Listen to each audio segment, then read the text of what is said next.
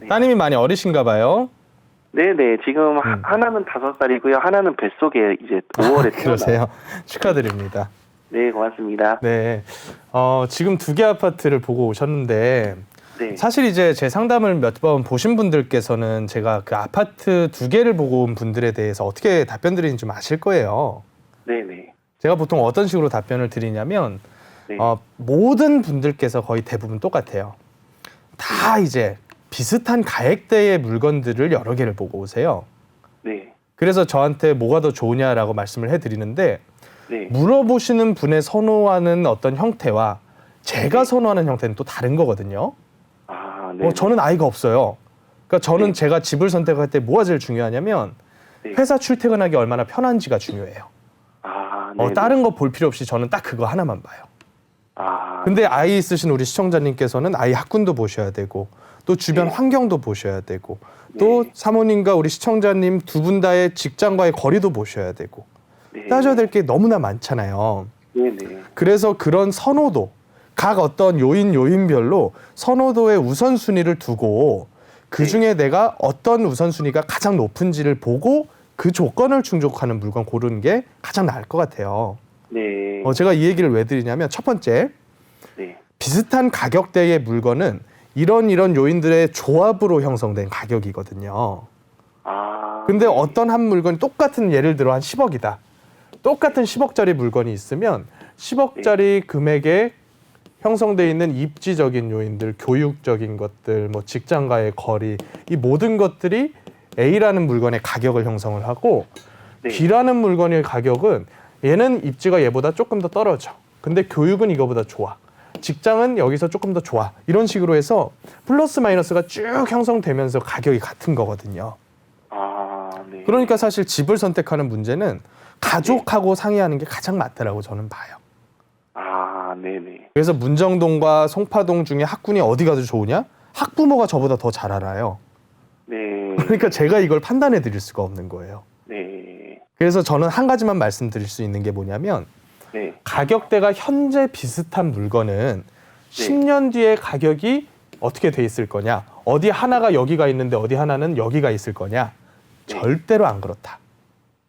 아, 지금 10억짜리 물건 하나가 20억 가면 다른 애도 20억 가 있는 게 가격이에요. 아, 네. 제 말씀이 못 믿어오시면 문정동 현대아파트 10년 전 가격, 송파동 현대아파트 10년 전 가격하고 네. 문정동 아파트 10년 전 가격을 비교를 해보세요. 네. 아마 거의 똑같을 거예요. 네. 이게 지역의 위계 서열이라는 거거든요. 네. 그래서 저는 어떤 아주 소수에서 일어나는 특별한 변화가 있지 않는 이상에는 그냥 시청자님의 선호도대로 선택하시는 게 맞다라고 봅니다. 아, 그러면은 제가 직장은 잠실 쪽이 가까우니까 직장 다니긴 그쪽이 편하긴 한데 문정동이 재개발 계획이 크게 네네. 있다 그래가지고 예. 뭐 사실 문정동이나 송파동이나 거리는 비스무리하기 때문에 네네네. 저희 입장에서는 이제 학교도 다 초중고등학교가 모여 있더라고요, 둘 다. 네, 맞습니다. 그래서 아무래도 좀 잠실이 가까운 쪽이 더 낫지 네. 않나 이런 생각을 하긴 하는데 네네네. 예, 또 저 역시도 그 전문가는 지역의 이름이 가지는 그 분위기에서 봤을 때는 문정동 같은 경우에는 업무에 대한 부분 또 유통에 대한 부분, 주거에 대한 부분이 혼합되어 있는 그런 형태인데 송파 네. 같은 경우는 아주 대표적인 주거 지역 위주로 구성되어 있는 지역이다. 아, 그래서 그런 형태로 봤을 때는 송파 쪽이 자녀 키우기에는 조금 더 유리하지 않을까. 제 개인적인 생각입니다. 이거는 어떤 선호도와도 네. 가까운 성격이고 예, 그래서 어찌됐건 무게는 비슷하다라고 저는 봅니다.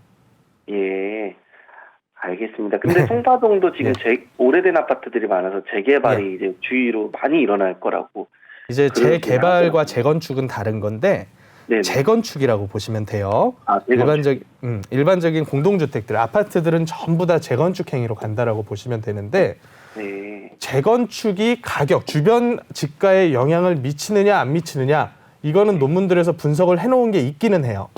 네. 있기는 한데 어차피 현실에서 그게 실제로 어떻게 가냐면 제가 여태껏 공부한 시장은 그래요. 네. 한 군데 두 군데 재건축 단지들이 지들끼리 재건축하는 거는 주변 지역들에 크게 영향을 미치지는 않는다라고 저는 봐요. 아. 근데 뭐가 크냐면 이만한 권역이 전부 다 재건축 아파트야. 예. 예를 들자면 목동 1단지부터 14단지가 전부 다 재건축 아파트예요. 예. 여의도에 있는 모든 아파트가 재건축 아파트예요. 예. 그런데 그런 애들이 권역 덩어리별로 재건축이 가버리면 이거는 예. 파급 효과가 엄청나게 클 수가 있어요. 예. 근데 그쪽 일대는 그런 권역별인 재건축은 사실은 많진 않다. 대규모 단지들의 재건축은 있어도.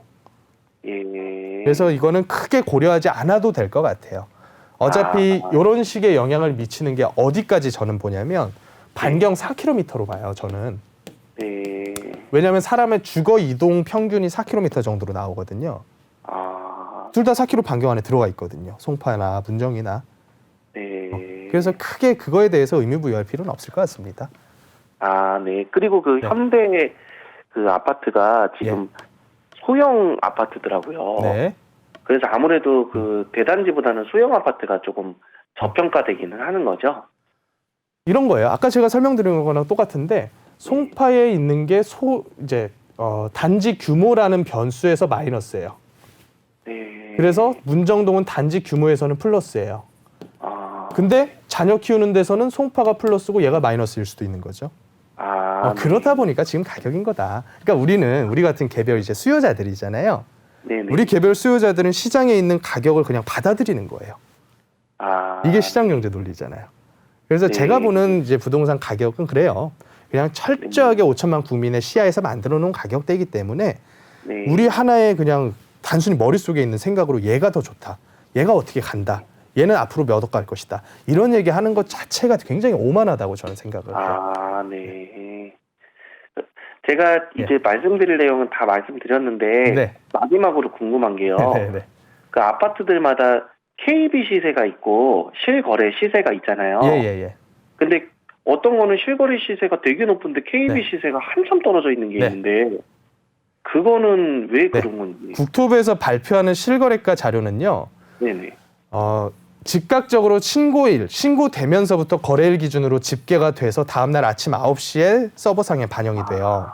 네. 근데 KB 같은 경우에는 반영이 조금 늦은 편이에요. 네. 그러니까 실제 거래가를 가지고만 하다 보면 대출에 대한 근거 자료가 있어야 되는데 대출을 해줄 때 이 담보물의 가격이 얼마인지 거래가 없으면 모르는 거잖아요. 아. 그렇다 보니까 거래가 없어도 지금 시장 분위기라면 요 정도 가격대의 거래가 이루어질 것이다 라고 써놓는 그 금액대가 KB 실거래가 시세. 이제 어떻게 보면 실거래가라기보다는 시세에 가깝다라고 보시면 돼요. 아, 네. 그래서 보다 정확한 거는 국토부에서 하는 거는 실거래가 신고 의무라는 게 있잖아요. 네네. 그렇다 보니까 그거는 100% 실거래가 이루어진 다음에 신고가 된 것이다 라고 보시는 게 맞을 것 같아요. 아, 예. 감사합니다. 네, 고맙습니다.